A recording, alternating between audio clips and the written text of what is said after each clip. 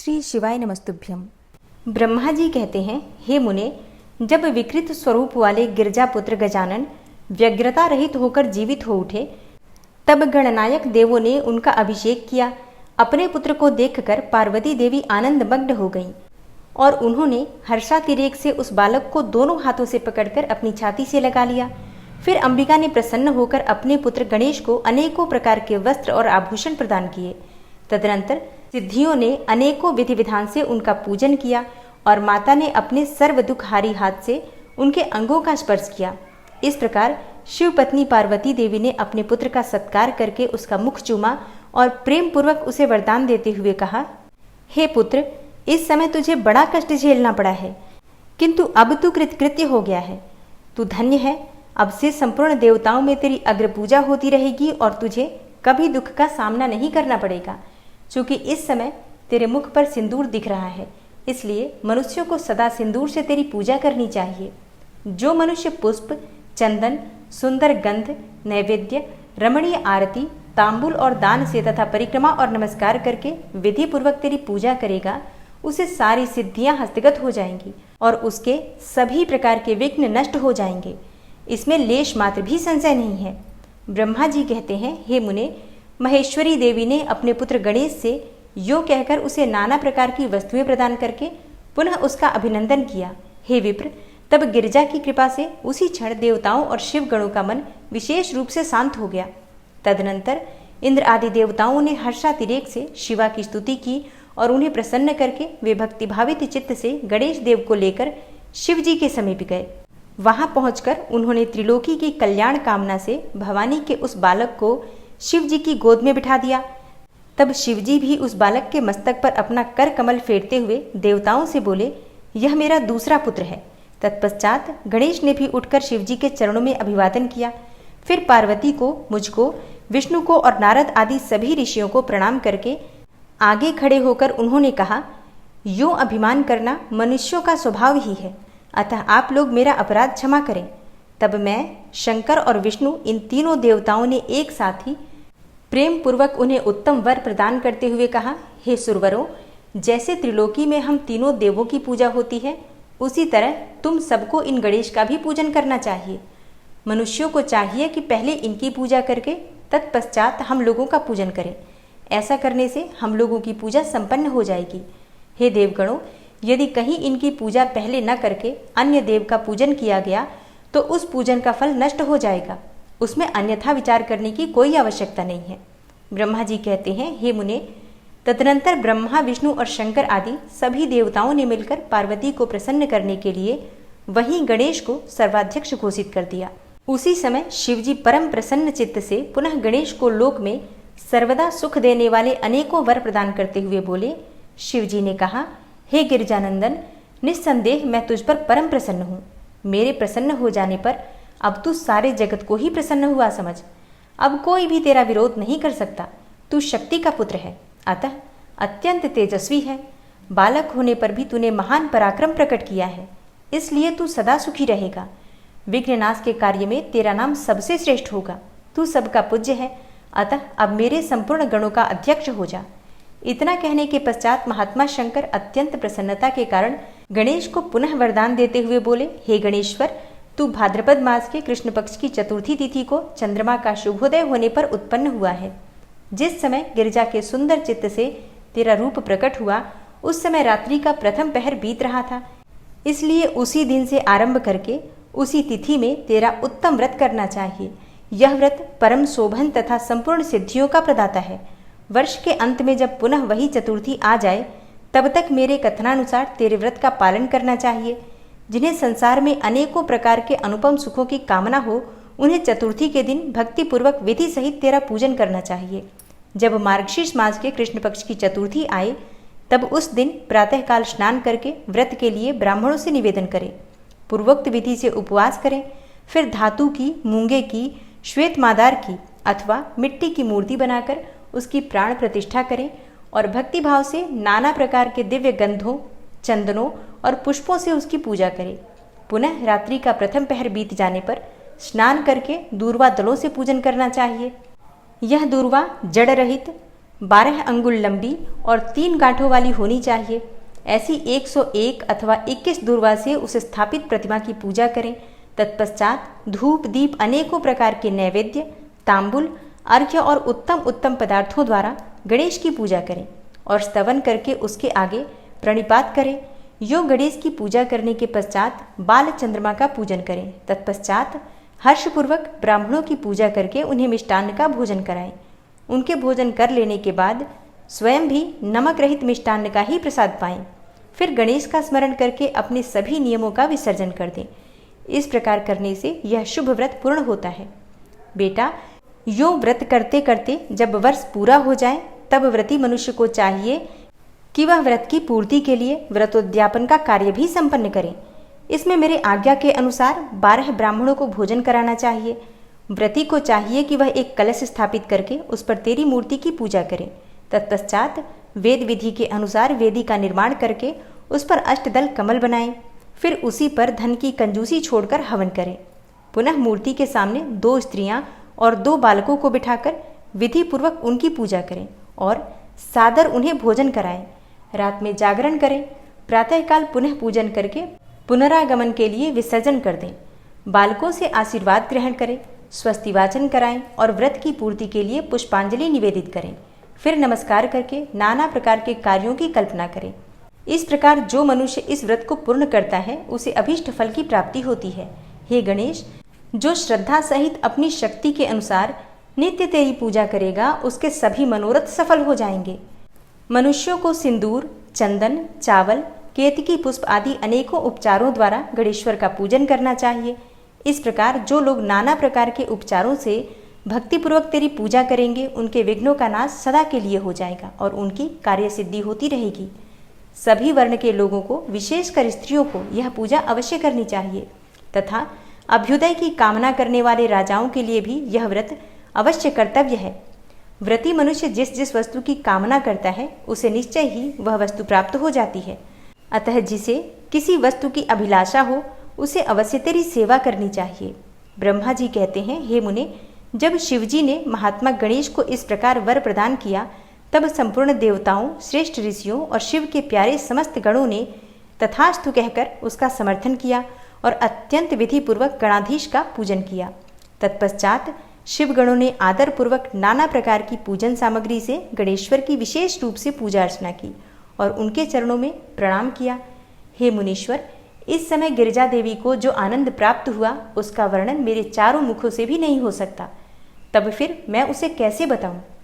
उस अवसर पर देवताओं की दुंदुभियां बजने लगी, अप्सराएं नृत्य करने लगी, गंधर्व श्रेष्ठ गान करने लगे और पुष्पों की वर्षा होने लगी। इस प्रकार गणेश के गणाधीश पद पर प्रतिष्ठित होने पर वहां महान उत्सव मनाया गया। सारे जगत में शांति स्थापित हो गई और सारा दुख जाता रहा। हे नारद, शिव और पार्वती को तो विशेष आनंद प्राप्त हुआ। सर्वत्र अनेकों प्रकार के सुखदायक मंगल होने लगे। तदनंतर संपूर्ण देवगण और ऋषिगण जो वहां पधारे हुए थे वे सभी शिव की आज्ञा से अपने अपने स्थान को चले गए। उस समय वे शिव जी की स्तुति करके गणेश और पार्वती की बारंबार प्रशंसा कर रहे थे और कैसा अद्भुत युद्ध हुआ यो परस्पर वार्तालाप करते हुए चले जा रहे थे।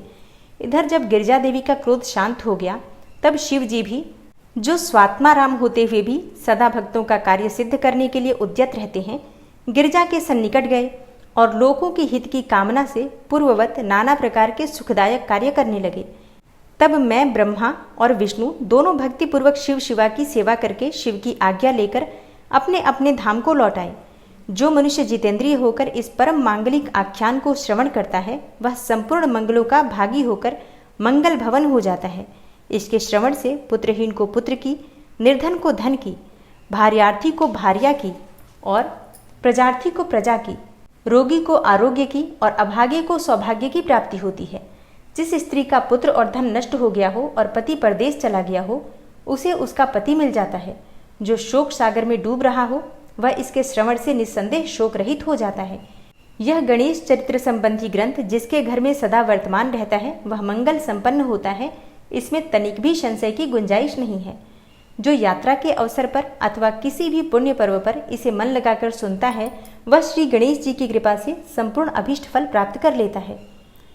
स्वामी कार्तिक और गणेश की बाल लीला दोनों का परस्पर विवाह के विषय में विवाद, शिव जी द्वारा पृथ्वी परिक्रमा का आदेश, कार्तिकेय का प्रस्थान, गणेश का माता पिता की परिक्रमा करके उनसे पृथ्वी परिक्रमा स्वीकृत कराना, विश्वरूप की सिद्धि और बुद्धि नामक दोनों कन्याओं के साथ गणेश का विवाह और उनसे क्षेम तथा लाभ नामक 2 पुत्रों की उत्पत्ति, कुमार का पृथ्वी परिक्रमा करके लौटना और क्षुब्ध होकर कौंच पर्वत पर चला जाना, कुमार खंड के श्रवण की महिमा। नारद जी ने पूछा, हे तात, मैंने गणेश के जन्म संबंधी अनुपम वृतांत तथा परम पराक्रम से विभूषित उनका दिव्य चरित्र भी सुन लिया। हे सुरेश्वर, उसके बाद कौन सी घटना घटी, उसका वर्णन कीजिए, क्योंकि हे पिताजी, शिव और पार्वती का उज्जवल यश महान आनंद प्रदान करने वाला है। ब्रह्मा जी ने कहा, हे मुनिश्रेष्ठ, तुम तो बड़े कारुणिक हो, तुमने बड़ी उत्तम बात पूछी है। हे ऋषि सत्तम, अच्छा, अब मैं उसका वर्णन करता हूँ, तुम ध्यान लगाकर सुनो। हे विपेंद्र, शिव और पार्वती अपने दोनों पुत्रों की बाल लीला देख देख कर महान प्रेम से मग्न रहने लगे। पुत्रों का लाड प्यार करने के कारण माता पिता का सुख दिनों दिन बढ़ता जाता था और वे दोनों कुमार प्रीतिपूर्वक आनंद के साथ तरह तरह की लीलाएं करते थे। हे मुनीश्वर, वे दोनों बालक स्वामी कार्तिक और गणेश भक्तिपूरित चित्त से सदा माता पिता की परिचर्या किया करते थे। इससे माता पिता का महान स्नेह षण्मुख और गणेश पर शुक्ल पक्ष के चंद्रमा की भांति दिन प्रतिदिन बढ़ता ही गया।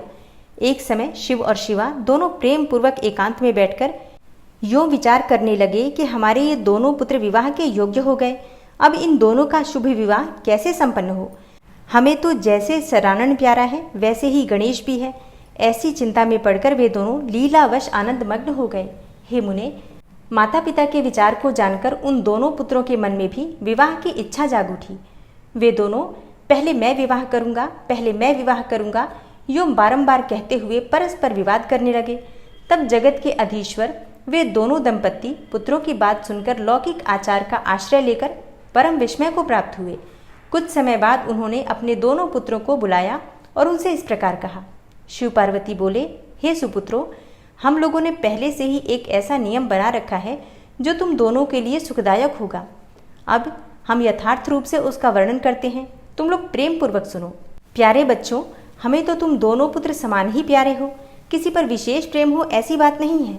अतः हमने तुम लोगों के विवाह के विषय में एक ऐसी शर्त बनाई है जो दोनों के लिए कल्याणकारिणी है। वो शर्त ये है कि जो सारी पृथ्वी की परिक्रमा करके पहले लौट आएगा उसी का शुभ विवाह पहले किया जाएगा। ब्रह्मा जी कहते हैं, हे मुने, माता पिता की यह बात सुनकर सरजन्मा महाबली कार्तिकेय तुरंत ही अपने स्थान से पृथ्वी की परिक्रमा के लिए चल दिए, परंतु अगाध बुद्धि संपन्न गणेश वहीं खड़े रह गए। वे अपनी उत्तम बुद्धि का आश्रय लेकर बारंबार मन में विचार करने लगे कि अब मैं क्या करूं, कहाँ जाऊं, परिक्रमा तो मुझसे हो नहीं सकेगी, क्योंकि कोस भर चलने के बाद आगे मुझसे चला ही नहीं जाएगा, फिर सारी पृथ्वी की परिक्रमा मैं कैसे पूरा कर सकूंगा। ऐसा विचार कर गणेश ने जो कुछ किया उसे सुनो। उन्होंने अपने घर लौटकर विधि पूर्वक स्नान किया और माता पिता से इस प्रकार कहा। गणेश जी बोले, हे पिताजी, हे माताजी, मैंने आप लोगों की पूजा करने के लिए यहाँ 2 आसन स्थापित किए हैं, आप दोनों इस पर विराजिए और मेरा मनोरथ पूर्ण कीजिए। ब्रह्मा जी कहते हैं, हे मुने, गणेश की बात सुनकर पार्वती और परमेश्वर उनकी पूजा ग्रहण करने के लिए आसन पर विराजमान हो गए। तब गणेश ने उनकी विधि पूर्वक पूजा की और बारंबार प्रणाम करते हुए उनकी 7 बार प्रदक्षिणा की। हे बेटा नारद, गणेश तो बुद्धि सागर थे ही, वे हाथ जोड़कर प्रेम मग्न होकर माता पिता की बहुत प्रकार से स्तुति करके बोले। गणेश जी ने कहा, हे माता जी तथा हे पिताजी, आप लोग मेरी उत्तम बात सुनिए और शीघ्र ही मेरा शुभ विवाह कर दीजिए। ब्रह्मा जी कहते हैं, हे मुने, महात्मा गणेश का ऐसा वचन सुनकर वे दोनों माता पिता महाबुद्धिमान गणेश से बोले। शिव शिवा ने कहा, हे बेटा, तू पहले काननों सहित इस सारी पृथ्वी की परिक्रमा तो करके आ। कुमार गया हुआ है, तू भी जा और उससे पहले लौटा, तब तेरा विवाह पहले कर दिया जाएगा। ब्रह्मा जी कहते हैं, हे मुने, नियम परायण गणेश माता पिता की ऐसी बात सुनकर कुपित होकर तुरंत बोल उठे। गणेश जी ने कहा, हे माता जी तथा हे पिताजी, आप दोनों सर्वश्रेष्ठ धर्मरूप और महाबुद्धिमान हैं, अतः धर्मानुसार मेरी बात सुनिए। मैंने 7 बार पृथ्वी की परिक्रमा की है, फिर आप लोग ऐसी बात क्यों कह रहे हैं। ब्रह्मा जी कहते हैं, हे मुने, शिव पार्वती तो बड़े लीलानंदी ही ठहरे। वे गणेश का कथन सुनकर लौकिक गति का आश्रय लेकर बोले। शिव पार्वती ने कहा, हे पुत्र, तूने समुद्र पर्यंत विस्तार वाली बड़े बड़े काननों से युक्त इस सप्त द्वीपवती विशाल पृथ्वी की परिक्रमा कब कर ली? ब्रह्मा जी कहते हैं, हे मुने, जब शिव पार्वती ने ऐसा कहा तब उसे सुनकर महान बुद्धि संपन्न गणेश बोले। गणेश जी ने कहा, हे माताजी एवं हे पिताजी, मैंने अपनी बुद्धि से आप दोनों शिव पार्वती की पूजा करके प्रदक्षिणा कर ली है, अतः मेरी समुद्र पर्यंत पृथ्वी की परिक्रमा पूरी हो गई है। धर्म के संग्रहभूत वेदों और शास्त्रों में जो ऐसे वचन मिलते हैं वे सत्य हैं अथवा असत्य। वे वचन हैं कि जो पुत्र माता पिता की पूजा करके उनकी प्रदक्षिणा करता है उसे पृथ्वी परिक्रमा जनित फल सुलभ हो जाता है। जो माता पिता को घर पर छोड़कर तीर्थ यात्रा के लिए निकल जाता है वह माता पिता की हत्या से मिलने वाले पाप का भागी होता है, क्योंकि पुत्र के लिए माता पिता का चरण सरोज ही महान तीर्थ है। अन्य तीर्थ तो दूर हो जाने पर प्राप्त हो जाते हैं, परंतु धर्म का साधन भूत यह तीर्थ तो पास में ही सुलभ है। पुत्र के लिए माता पिता और स्त्री के लिए पति, ये दोनों सुंदर तीर्थ घर में ही वर्तमान हैं। ऐसा जो वेद शास्त्र निरंतर उद्घोषित करते रहते हैं उसे फिर आप लोग असत्य कर दीजिए, और यदि वह असत्य हो जाएगा तो निस्संदेह वेद भी असत्य हो जाएगा और वेद द्वारा वर्णित आपका यह स्वरूप भी झूठा ही समझा जाएगा। इसलिए या तो शीघ्र ही मेरा शुभ विवाह कर दीजिए अथवा यूँ कह दीजिए कि वेद शास्त्र झूठे हैं। आप दोनों धर्मरूप हैं, अतः भली भांति विचार करके इन दोनों पक्षों में जो परमोत्तम प्रतीत हो उसे प्रयत्नपूर्वक करना चाहिए। ब्रह्मा जी कहते हैं, हे मुने, तब जो बुद्धिमानों में श्रेष्ठ, उत्तम बुद्धि संपन्न तथा महान ज्ञानी हैं वे पार्वती नंदन गणेश इतना कहकर चुप हो गए। उधर वे दोनों पति पत्नी जगदीश्वर शिव पार्वती गणेश के वचन सुनकर परम विस्मित हुए। तदनंतर वे यथार्थभाषी एवं अद्भुत बुद्धि वाले अपने पुत्र गणेश की प्रशंसा करते हुए बोले।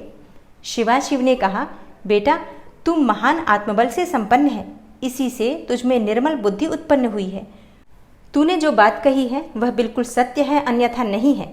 दुख का अवसर आने पर जिसकी बुद्धि विशिष्ट हो जाती है उसका दुख उसी प्रकार विनष्ट हो जाता है जैसे सूर्य के उदय होते ही अंधकार। जिसके पास बुद्धि है वही बलवान है, बुद्धिहीन के पास बल कहाँ। हे पुत्र, वेद शास्त्र और पुराणों में बालक के लिए धर्म पालन की जैसी बात कही गई है वह सब तूने पूरी कर ली। तूने जो बात की है वह दूसरा कौन कर सकता है। हमने तेरी वह बात मान ली, अब इसके विपरीत नहीं करेंगे। ब्रह्मा जी कहते हैं, हे नारद, यो कहकर उन दोनों ने बुद्धि सागर गणेश को सांत्वना दी और फिर वे उनके विवाह के संबंध में उत्तम विचार करने लगे। इसी समय जब प्रसन्न बुद्धि वाले प्रजापति विश्वरूप को शिवजी के उद्योग का पता चला तब उस पर विचार करके उन्हें परम सुख प्राप्त हुआ। उन प्रजापति विश्वरूप के दिव्य रूप संपन्न एवं सर्वांग शोभना 2 सुंदरी कन्याएं थी, जिनका नाम सिद्धि और बुद्धि था। भगवान शंकर और गिरिजा ने उन दोनों के साथ हर्षपूर्वक गणेश का विवाह संस्कार संपन्न कराया। उस विवाह के अवसर पर संपूर्ण देवता प्रसन्न होकर पधारे। उस समय शिव और पार्वती का जैसा मनोरथ था उसी के अनुसार विश्वकर्मा ने वह विवाह किया। उसे देखकर ऋषियों तथा देवताओं को परम हर्ष प्राप्त हुआ। हे मुने, गणेश को भी उन दोनों पत्नियों के मिलने से जो सुख प्राप्त हुआ उसका वर्णन नहीं किया जा सकता। कुछ काल के पश्चात महात्मा गणेश के उन दोनों पत्नियों से 2 दिव्य पुत्र उत्पन्न हुए। उनमें गणेश पत्नी सिद्धि के गर्भ से क्षेम नामक पुत्र पैदा हुआ और बुद्धि के गर्भ से जिस परम सुंदर पुत्र ने जन्म लिया उसका नाम लाभ हुआ। इस प्रकार जब गणेश अचिंत्य सुख का भोग करते हुए निवास करने लगे तब दूसरे पुत्र स्वामी कार्तिकेय पृथ्वी की परिक्रमा करके लौटे। उस समय नारद जी ने आकर कुमार स्कंद को सब समाचार सुनाए। उन्हें सुनकर कुमार के मन में बड़ा क्षोभ हुआ और वे माता पिता शिवा और शिव के द्वारा रोके जाने पर भी न रुककर क्रौंच पर्वत की ओर चल पड़े। हे देवर से, उसी दिन से शिवपुत्र स्वामी कार्तिकेय का कुमारत्व अर्थात कुमारापन प्रसिद्ध हो गया। उनका नाम त्रिलोकी में विख्यात हो गया। वह शुभदायक, सर्व पापहारी, पुण्यमय और उत्कृष्ट ब्रह्मचर्य की शक्ति प्रदान करने वाला है। कार्तिक की पूर्णिमा को सभी देवता, ऋषि, तीर्थ और मुनीश्वर सदा कुमार का दर्शन करने के लिए क्रौंच पर्वत पर जाते हैं। जो मनुष्य कार्तिकी पूर्णिमा के दिन कृतिका नक्षत्र का योग होने पर स्वामी कार्तिक का दर्शन करता है उसके संपूर्ण पाप नष्ट हो जाते हैं और उसे मनोवांछित फल की प्राप्ति होती है। इधर स्कंद का बिछोह हो जाने पर उमा को महान दुख हुआ। उन्होंने दीन भाव से अपने स्वामी शिवजी से कहा, हे प्रभु, आप मुझे साथ लेकर वहां चलिए। तब प्रिया को सुख देने के निमित्त स्वयं भगवान शंकर अपने एक अंश से उस पर्वत पर गए। और सुखदायक मल्लिकार्जुन नामक ज्योतिर्लिंग के रूप में वहां प्रतिष्ठित हो गए। वे सत्पुरुषों की गति तथा अपने सभी भक्तों के मनोरथ पूर्ण करने वाले हैं। वे आज भी शिवा के सहित उस पर्वत पर विराजमान हैं। हे बेटा नारद, वे दोनों शिवा और शिव भी पुत्र स्नेह से विवल होकर प्रत्येक पर्व पर कुमार को देखने के लिए जाते हैं। अमावस्या के दिन वहां शंभु स्वयं पधारते हैं और पूर्णिमा के दिन पार्वती जी आती हैं। हे मुनीश्वर, तुमने स्वामी कार्तिक और गणेश का जो जो वृतांत मुझसे पूछा था वह सब मैंने तुम्हें कह सुनाया। इसे सुनकर बुद्धिमान मनुष्य समस्त पापों से मुक्त हो जाता है और उसकी सभी शुभ कामनाएं पूर्ण हो जाती हैं। जो मनुष्य इस चरित्र को पढ़ता अथवा पढ़ाता है एवं सुनता अथवा सुनाता है, निस्संदेह उसके सभी मनोरथ सफल हो जाते हैं। यह अनुपम आख्यान पापनाशक, कीर्तिप्रद, सुखवर्धक, आयु बढ़ाने वाला, स्वर्ग की प्राप्ति कराने वाला, पुत्र और पौत्र की वृद्धि करने वाला, मोक्षप्रद, शिव जी के उत्तम ज्ञान का प्रदाता, शिव पार्वती में प्रेम उत्पन्न करने वाला और शिव भक्ति वर्धक है। यह कल्याणकारक, शिव जी के अद्वैत ज्ञान का दाता और सदा शिवमय है। अतः मोक्षकामी एवं निष्काम भक्तों को सदा इसका श्रवण करना चाहिए। ब्रह्मा जी से नारद जी ने पूछा, हे पिताजी, जो गणेश और स्वामी कार्तिक की उत्तम कथाओं से ओतप्रोत तथा आनंद प्रदान करने वाला है, भगवान शंकर के गृहस्थ संबंधी उस उत्तम चरित्र को तो हमने सुन लिया है। अब कृपा करके उस परमोत्तम चरित्र का भी वर्णन कीजिए जिसमें रुद्रदेव ने खेल ही खेल में दुष्टों का वध कर दिया था। महान वीर्यशाली भगवान शंकर ने देवद्रोहियों के तीनों नगरों को एक ही साथ एक ही बाण से किस प्रकार और कैसे भस्म कर डाला था।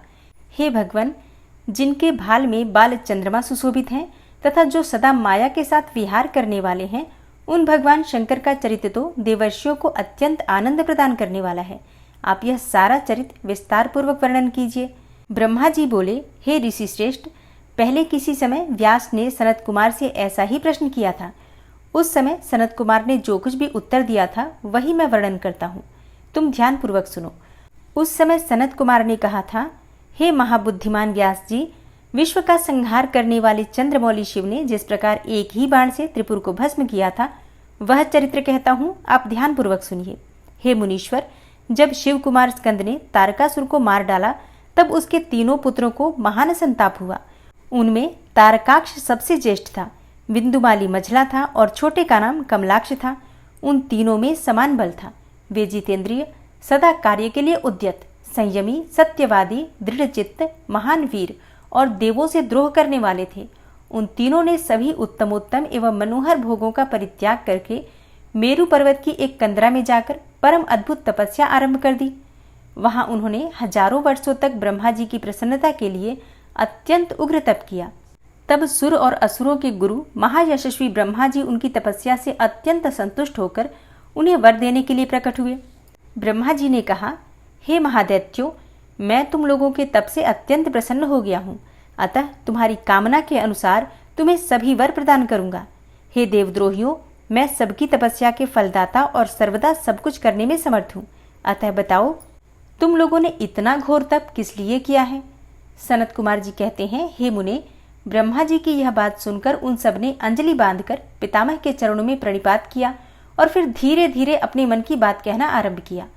दैत्य बोले, हे देवेश, यदि आप हम पर प्रसन्न हैं और हमें वर देना ही चाहते हैं तो यह वर दीजिए कि समस्त प्राणियों में हम सबके लिए अवध्य हो जाएं, अर्थात किसी से भी मारे न जाएं। हे जगन्नाथ, आप हमें स्थिर कर दें और हमारे जरा, रोग आदि सभी शत्रु नष्ट हो जाएं तथा कभी भी मृत्यु हमारे समीप न फटके। हम लोगों का ऐसा विचार है कि हम लोग अजर अमर हो जाएं और त्रिलोकी में अन्य सभी प्राणियों को मौत के घाट उतारते रहें। क्योंकि हे ब्रह्मन, यदि 5 ही दिन में काल के गाल में चला जाना निश्चित ही है तो अतुल लक्ष्मी, उत्तमोत्तम नगर, अन्यान्य भोग्य सामग्री, उत्कृष्ट पद और ऐश्वर्य से क्या प्रयोजन है। मेरे विचार से तो उस प्राणी के लिए ये सभी चीजें बिल्कुल व्यर्थ है। सनत कुमार जी कहते हैं, हे महर्षि, उन तपस्वी दैत्यों की यह बात सुनकर ब्रह्मा अपने स्वामी गिरिशाई भगवान शंकर का ध्यान करके बोले। तब ब्रह्मा जी ने कहा, हे असुरों, अमरत्व सभी को नहीं मिल सकता, अतः तुम लोग अपना ये विचार तो बिल्कुल छोड़ दो। इसके अतिरिक्त अन्य कोई वर जो तुम्हें रुचता हो मांग लो। क्योंकि हे दैत्यों, इस भूतल पर जहाँ कहीं भी जो प्राणी जन्मा है अथवा जन्म लेगा वह जगत में अजर अमर नहीं हो सकता। इसलिए पाप रहित असुरों, तुम लोग स्वयं अपनी बुद्धि से विचार करो। मृत्यु की वंचना करते हुए कोई ऐसा दुर्लभ एवं दुस्साध्य वर मांग लो जो देवता और असुरों के लिए अशक्य हो। उस प्रसंग में तुम लोग अपने अपने बल का आश्रय लेकर पृथक पृथक अपने मरण में किसी हेतु को मांग लो जिससे तुम्हारी रक्षा हो जाए और मृत्यु तुम्हें वर्ण न कर सके। सनत कुमार जी कहते हैं, हे महर्षि, ब्रह्मा जी के ऐसे वचन सुनकर वे 2 घड़ी तक ध्यानस्थ हो गए। फिर कुछ सोच विचार कर सर्वलोक पितामह ब्रह्मा जी से बोले। दैत्यों ने कहा, हे भगवान, यद्यपि हम लोग प्रबल पराक्रमी हैं, तथापि हमारे पास कोई ऐसा घर नहीं है जहां हम शत्रुओं से सुरक्षित रहकर सुखपूर्वक निवास कर सकें। अतः आप हमारे लिए ऐसे 3 नगरों का निर्माण करा दीजिए जो अत्यंत अद्भुत और संपूर्ण संपत्तियों से संपन्न हो तथा देवता जिनका प्रदर्शन न कर सकें। दैत्यों ने कहा, हे लोकेश, आप तो जगत गुरु हैं। हम लोग आपकी कृपा से ऐसे 3 पुरों में अधिष्ठित होकर इस पृथ्वी पर विचरण करेंगे।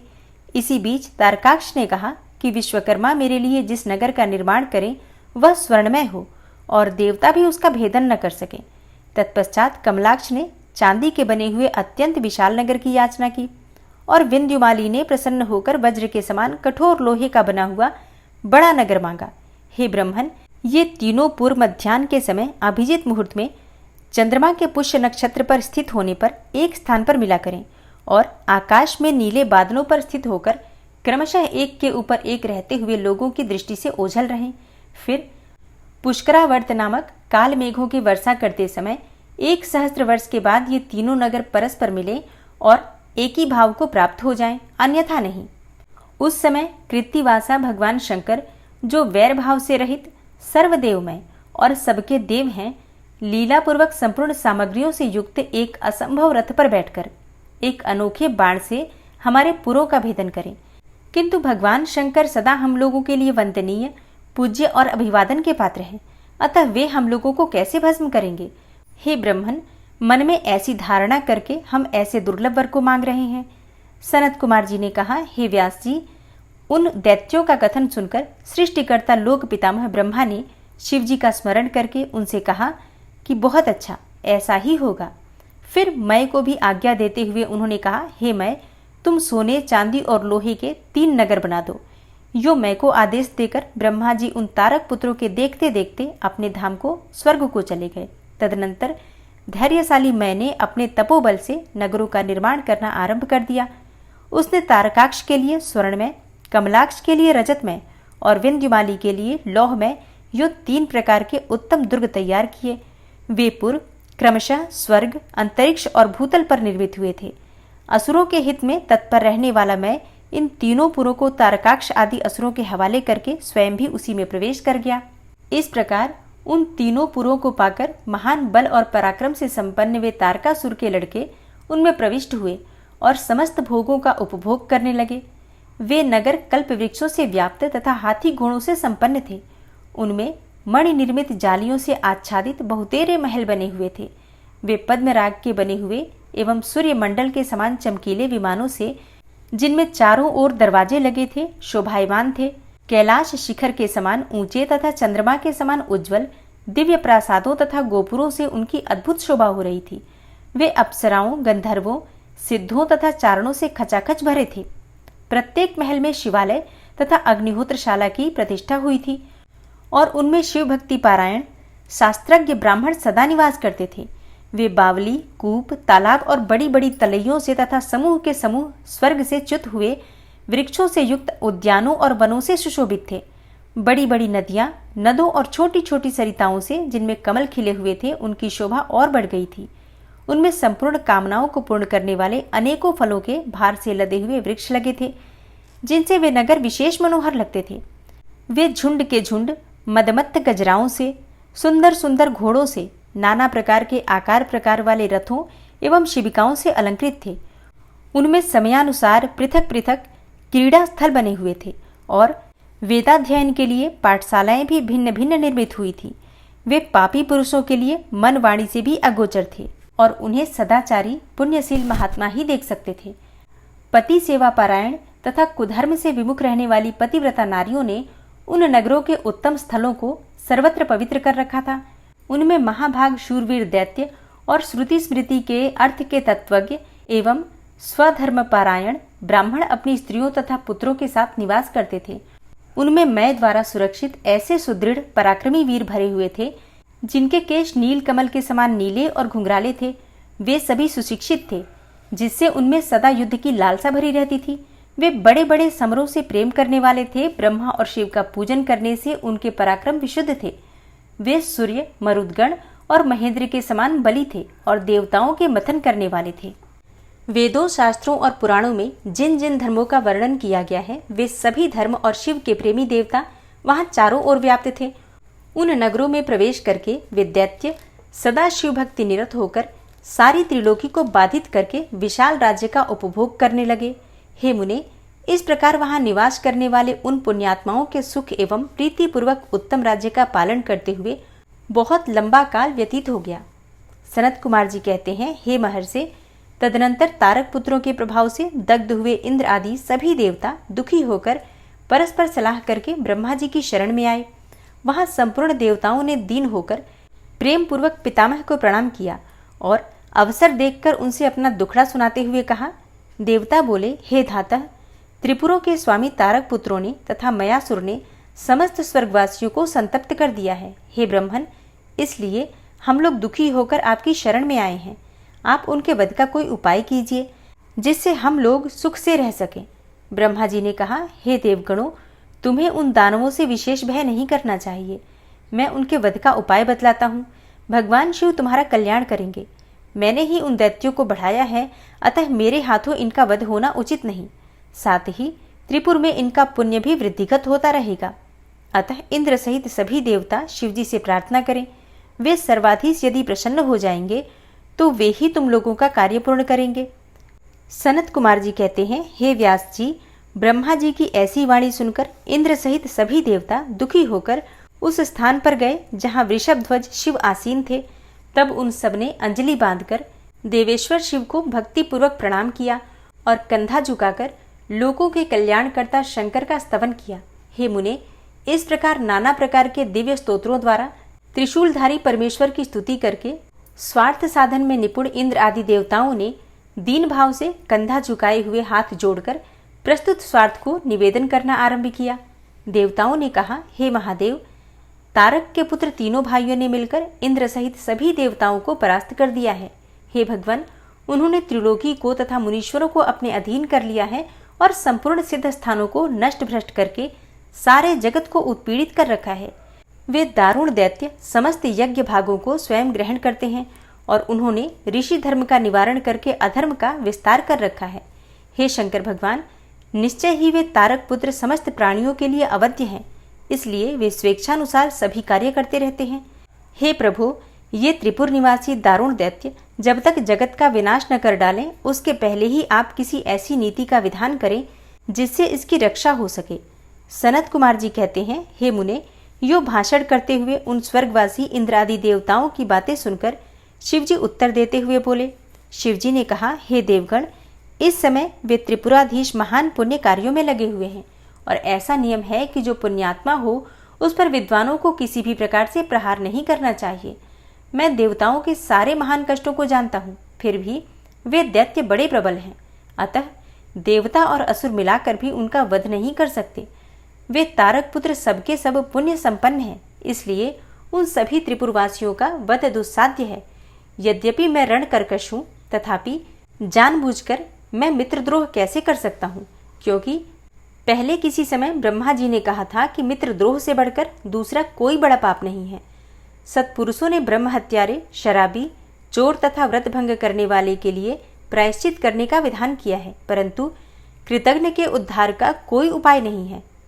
अब हे देवताओं, तुम लोग भी तो धर्मज्ञ हो, अतः धर्म दृष्टि से विचार कर तुम ही बताओ कि जब वे दैत्य मेरे भक्त हैं तब मैं उन्हें कैसे मार सकता हूँ। इसलिए हे अमरो, जब तक वे दैत्य मेरी भक्ति में तत्पर हैं तब तक उनका वध असंभव है, तथापि तुम लोग विष्णु के पास जाकर उनसे यह कारण निवेदन करो। इसके बाद देवगण भगवान विष्णु के समीप गए और उनके द्वारा ऐसी व्यवस्था की गई कि जिससे वे असुर शैव सनातन धर्म से विमुख होकर सर्वथा अनाचार पारायण हो गए। वैदिक धर्म का नाश होने से वहां स्त्रियों ने पातिव्रत धर्म को छोड़ दिया, पुरुष इंद्रियों के वश में हो गए। इस प्रकार स्त्री पुरुष सभी दुराचारी हो गए। देवाराधन, श्राद्ध, यज्ञ, व्रत, तीर्थ, शिव, विष्णु, सूर्य और गणेश आदि का पूजन, स्नान, दान आदि सभी शुभ आचरण नष्ट हो गए। तब माया तथा अलक्ष्मी उन पुरों में जा पहुंची। तप से प्राप्त लक्ष्मी वहां से चली गई। इस प्रकार वहां अधर्म का विस्तार हो गया। हे मुने, तब शिव की इच्छा से भाइयों सहित उस दैत्यराज की तथा मैं की शक्ति भी कुंठित हो गई। व्यास जी ने पूछा, हे सनत कुमार जी, जब भाइयों तथा पूर्वासियों सहित उस दैत्यराज की बुद्धि विशेष रूप से मोहाच्छन्न हो गई, तब उसके बाद कौन सी घटना घटी? हे विभो, वह सारा वृतांत वर्णन कीजिए। सनत कुमार जी ने कहा, हे महर्षि, जब तीनों पुरों की पूर्वोक्त दशा हो गई, दैत्यों ने शिवार्चन का परित्याग कर दिया, संपूर्ण स्त्री धर्म नष्ट हो गया और चारों ओर दुराचार फैल गया, तब भगवान विष्णु और ब्रह्मा के साथ सब देवता कैलाश पर्वत पर गए और सुंदर शब्दों में शिव की स्तुति करने लगे। हे महेश्वर देव, आप परमोत्कृष्ट आत्मबल से संपन्न हैं। आप ही सृष्टि के कर्ता ब्रह्मा, पालक विष्णु और संहर्ता रुद्र हैं। पर ब्रह्म स्वरूप आपको नमस्कार है। यो महादेव जी का स्तवन करके देवों ने उन्हें साष्टांग प्रणाम किया। फिर भगवान विष्णु ने जल में खड़े होकर अपने स्वामी परमेश्वर शिव का मन ही मन स्मरण करके तन्मय होकर दक्षिणा मूर्ति के द्वारा प्रकटित रुद्र मंत्र का 1.5 करोड़ की संख्या तक जप किया। तब तक सभी देवता उन महेश्वर में मन लगाकर यूं ही उनकी स्तुति करते रहे। देवों ने कहा, हे प्रभु, आप समस्त प्राणियों के आत्मस्वरूप, कल्याणकर्ता और भक्तों की पीड़ा हरने वाले हैं। आपके गले में नीला चिन्ह है जिससे आप नीलकंठ कहलाते हैं। आप चिद्रूप एवं प्रचेता हैं। आप रुद्र को हमारा प्रणाम है। हे असुर निकंदन, आप ही हमारी सारी आपत्तियों के निवारण करने वाले हैं। अतः सदा आपसे ही हमारी गति है और आप ही सर्वदा हम लोगों के वंदनीय हैं। आप सबके आदि हैं और आप ही अनादि भी हैं। आप ही आनंद स्वरूप, अव्यय, प्रभु, प्रकृति, पुरुष के भी साक्षात सृष्टा और जगदीश्वर हैं। आप ही रजोगुण, सत्वगुण और तमोगुण के आश्रय से ब्रह्मा, विष्णु और रुद्र होकर जगत के कर्ता, भर्ता और संहारक बनते हैं। हे प्रभु, आप ही भवसागर से तारने वाले हैं। आप समस्त प्राणियों के स्वामी, अविनाशी, वरदाता, वांग्मय स्वरूप, वेद प्रतिपाद्य और वाच्यवाचकता से रहित हैं। योगवेत्ता योगी आप ईशान से मुक्ति की याचना करते हैं। आप योगियों के हृदय कमल की कर्णिका पर विराजमान रहते हैं। वेद और संतजन कहते हैं कि आप पर ब्रह्म स्वरूप, तत्वरूप, तेजो राशि और परात्पर हैं। हे शर्व, आप सर्वव्यापी, सर्वात्मा और त्रिलोकी के अधिपति हैं। हे भव, इस जगत में जिसे परमात्मा कहा जाता है वह आप ही हैं। हे जगत गुरु, इस जगत में जिसे देखने, सुनने, स्तवन करने तथा जानने योग्य बताया जाता है और जो अणु से भी सूक्ष्म तथा महान से भी महान है, वह आप ही हैं। आप चारों ओर हाथ, पैर, नेत्र, सिर, मुख, कान और नाक वाले हैं। अतः आपको चारों ओर से नमस्कार है। हे सर्वव्यापिन, आप सर्वज्ञ, सर्वेश्वर, अनावृत और विश्वरूप हैं। आप विरूपाक्ष को सब ओर से अभिवादन करते हैं। आप सर्वेश्वर, भवाध्यक्ष, सत्यमय, कल्याणकर्ता, अनुपमेय और करोड़ों सूर्यों के समान प्रभावशाली हैं। आपको हम चारों ओर से दंडवत प्रणाम करते हैं। हे विश्वाराध्य, आदि अंत शून्य, 26वें तत्व, नियामक रहित तथा समस्त प्राणियों को अपने अपने कार्यों में प्रवृत्त करने वाले, आपको हमारा सब ओर से प्रणाम है। आप प्रकृति के भी प्रवर्तक हैं, सबके प्रपितामह और समस्त शरीरों में व्याप्त हैं। आप परमेश्वर को हमारा नमस्कार है। श्रुतियां तथा श्रुति तत्व के ज्ञाता विज्ञजन आपको वरदायक, समस्त भूतों में निवास करने वाला, स्वयंभू और श्रुति तत्वज्ञ बतलाते हैं। हे नाथ, आपने जगत में अनेकों ऐसे कार्य किए हैं जो हमारी समझ से परे हैं। इसलिए देवता, असुर, ब्राह्मण और अन्यान्य स्थावर जंगम भी आपकी ही स्तुति करते हैं। हे शंभो, त्रिपुरवासी दैत्यों ने हमें प्रायः नष्ट सा ही कर डाला है। अतः आप शीघ्र ही उन असुरों का विनाश करके हमारी रक्षा कीजिए, क्योंकि हे देववल्लभ, हम देवों की एकमात्र आप ही गति हैं। हे परमेश्वर, इस समय वे आपकी माया से मोहित हो गए हैं। अतः हे प्रभु, वे भगवान विष्णु द्वारा बताई गई युक्ति के चक्र में फंसकर सारा धर्मकर्म छोड़ बैठे हैं। हे भक्तवत्सल, हमारे सौभाग्यवश इस समय उन दैत्यों ने संपूर्ण धर्मों का परित्याग कर दिया है और नास्तिक शास्त्र का आश्रय ले रखा है। हे शरणदाता, आप सदा से देवताओं के कार्य करते आए हैं, इसीलिए आज भी हम लोग आप ही के शरणापन्न हुए हैं। अब आपकी जैसी इच्छा हो वैसा कीजिए। सनत कुमार जी कहते हैं, हे मुनिवर, इस प्रकार महेश्वर का स्तवन करके देवगण दीन भाव से अंजलि बांधकर सामने खड़े हो गए। उस समय उनके मस्तक झुके हुए थे। इस प्रकार जब सुरेंद्र आदि देवताओं ने महेश्वर की स्तुति की और विष्णु ने ईशान संबंधी मंत्र का जप किया, तब सर्वेश्वर भगवान शिव प्रसन्न हो गए और वृष पर सवार होकर वहीं प्रकट हो गए। उस समय पार्वती पति शिव का मन बड़ा प्रसन्न था। उन्होंने नंदीश्वर की पीठ से उतरकर विष्णु का आलिंगन किया और फिर वे नंदी पर हाथ टेककर खड़े हो गए और संपूर्ण देवताओं की ओर कृपा भरी दृष्टि से देखकर गंभीर वाणी में श्री हरि से बोले। शिव जी ने कहा, हे देवश्रेष्ठ, उन अधर्मनिष्ठ दैत्यों के तीनों पुरों को मैं नष्ट कर डालूंगा, इसमें कोई संशय नहीं है। परंतु वे महादैत्य मेरे भक्त थे, उनका मन सुदृढ़ रूप से मुझ में ही लगा रहता था। अतः यद्यपि इस समय उन्होंने व्याजबस उत्तम धर्म का परित्याग कर दिया है, तथापि क्या वे मेरे ही द्वारा मारने योग्य हैं? इसलिए जिन्होंने त्रिपुरवासी सारे दैत्यों को धर्म भ्रष्ट करके मेरी भक्ति से विमुख कर दिया है, वे विष्णु तथा अन्य कोई भी उन्हें क्यों नहीं मारते?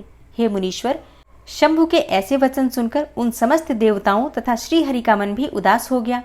जब सृष्टिकर्ता ब्रह्मा ने देखा कि देवताओं और विष्णु के मुख पर उदासी छा गई है, तब उन्होंने हाथ जोड़कर शंभु से कहना प्रारंभ किया। ब्रह्मा जी ने कहा, हे परमेश्वर, आप योग वेत्ताओं में श्रेष्ठ हैं, पर ब्रह्म हैं तथा सदा से ही देवताओं और ऋषियों की रक्षा में तत्पर रहते हैं। अतः पाप आपका स्पर्श भी नहीं कर सकता। साथ ही आपके आदेश से ही तो उन्हें मोह में डाला गया है। इसके प्रेरक तो आप ही हैं। इस समय अवश्य ही उन्होंने अपने धर्म का परित्याग कर दिया है और वे आपकी भक्ति से विमुख हो गए हैं। तथापि आपके सिवा दूसरा कोई उनका वध नहीं कर सकता। देवों और ऋषियों के प्राण रक्षक महादेव, साधुओं की रक्षा के लिए आपके द्वारा उन म्लेच्छों का वध उचित है। आप तो राजा हैं, अतः राजा को धर्मानुसार पापियों का वध करने से पाप नहीं लगता। इसलिए इस कांटे को उखाड़कर साधु ब्राह्मणों की रक्षा कीजिए। राजा यदि अपने राज्य तथा सर्वलोकाधिपत्य को स्थिर रखना चाहता है, तो उसे अपने राज्य में एवं अन्यत्र भी ऐसा ही व्यवहार करना चाहिए। इसलिए आप देवगणों की रक्षा के लिए उद्यत हो जाइए, विलंब मत कीजिए। हे देव देवेश, बड़े बड़े मुनीश्वर, यज्ञ, संपूर्ण वेद, शास्त्र, मैं और विष्णु भी निश्चय ही आपकी ही प्रजा हैं। हे प्रभु, आप देवताओं के सार्वभौम सम्राट हैं। ये श्री हरि आदि देवगण तथा सारा जगत आपका ही कुटुंब है। हे अजन्मा देव, श्री हरि आपके युवराज हैं और मैं ब्रह्मा आपका पुरोहित हूँ तथा आपकी आज्ञा का पालन करने वाले शक्र, राजकार्य संभालने वाले मंत्री हैं। हे सर्वेश, अन्य देवता भी आपके शासन के नियंत्रण में रहकर सदा अपने अपने कार्य में तत्पर रहते हैं। यह बिल्कुल सत्य है। सनत कुमार जी कहते हैं, हे व्यास जी, ब्रह्मा की ये बातें सुनकर सुरपालक परमेश्वर शिव का मन प्रसन्न हो गया। तब उन्होंने ब्रह्मा जी से कहा। शिव जी बोले, हे ब्रह्मन, यदि आप मुझे देवताओं का सम्राट बतला रहे हैं, तो मेरे पास उस पद के योग्य कोई ऐसी सामग्री तो है नहीं जिससे मैं उस पद को ग्रहण कर सकूं, क्योंकि न तो मेरे पास कोई महान दिव्य रथ है, न उसके उपयुक्त सारथी है और न ही संग्राम में विजय दिलाने वाले वैसे धनुष बाण ही हैं कि जिन्हें लेकर मैं मनोयोग पूर्वक संग्राम में उन प्रबल दैत्यों का वध कर सकूं। यो कहकर वे चुप हो गए, परंतु शिव जी को शीघ्र प्रस्तुत होते न देखकर समस्त देवता, कश्यप आदि ऋषि अत्यंत व्याकुल तथा दुखी हुए। तब भगवान हरि ने उनसे कहा। भगवान विष्णु बोले, हे देवों तथा मुनियों, तुम लोग क्यों दुखी हो रहे हो? तुम्हें अपने सारे दुख का परित्याग कर देना चाहिए। अब तुम सब लोग आदरपूर्वक मेरी बात सुनो। हे देवगण, तुम ही लोग विचार करो कि महान पुरुषों की आराधना सुख साध्य नहीं होती। मैंने ऐसा सुना है कि महदाराधन में पहले महान कष्ट झेलना ही पड़ता है। पीछे भक्ति की दृढ़ता देखकर इष्ट देव अवश्य प्रसन्न होते हैं, परंतु शिव तो समस्त गणों के अध्यक्ष तथा परमेश्वर हैं। ये तो आशुतोष ही ठहरे। अतः पहले ओम का उच्चारण करके फिर नमः का प्रयोग करो, फिर शिवाय कहकर 2 बार शुभम का उच्चारण करें। इसके बाद 2 बार गुरु का प्रयोग करके फिर शिवाय नमः ओम जोड़ दें। ऐसा करने से ओम नमः शिवाय, शुभम शुभम, कुरु कुरु, शिवाय नमः ओम, यह मंत्र बनता है। हे बुद्धि विशारदों, यदि तुम लोग शिव की प्रसन्नता के लिए इस मंत्र का पुनः 1 करोड़ जप करोगे तो शिव जी अवश्य तुम्हारा कार्य पूर्ण करेंगे। हे मुने, प्रभावशाली श्री हरि ने जब यूं कहा, तब सभी देवता पुनः शिवाराधन में लग गए। तत्पश्चात श्री हरि भी देवों तथा मुनियों के कार्य की सिद्धि के हेतु शिव में मन लगाकर विशेष रूप से विधि पूर्वक जप में तत्पर हो गए। हे मुनि श्रेष्ठ, इधर देवगण धैर्य संपन्न होकर बारंबार शिव शिव यों उच्चारण करते हुए 1 करोड़ जप करके सामने खड़े हो गए। इसी समय स्वयं साक्षात शिव पूर्वोक्त स्वरूप धारण करके प्रकट हो गए और यूं कहने लगे। श्री शिवजी बोले, हे हरे, हे ब्रह्मन, हे देवगण तथा उत्तम व्रत का पालन करने वाले मुनियों, मैं तुम लोगों के इस जप से अत्यंत प्रसन्न हो गया हूँ। अतः अब तुम लोग अपना मनोवांछित वर मांग लो। देवताओं ने कहा, हे देवाधिदेव, हे कल्याणकर्ता जगदीश्वर, यदि आप हम पर प्रसन्न हैं तो देवों की विकलता का विचार करके शीघ्र ही त्रिपुर का संहार कर दीजिए। हे परमेश्वर, आप दीन बंधु तथा कृपा की खान हैं। आपने ही सदा से हम देवताओं की बारंबार विपत्तियों से रक्षा की है, अतः इस समय भी आप हमारी रक्षा कीजिए। सनत कुमार जी कहते हैं, हे ब्रह्मन, तब ब्रह्मा और विष्णु सहित देवों की यह बात सुनकर शिव जी मन ही मन प्रसन्न हुए और पुनः इस प्रकार बोले।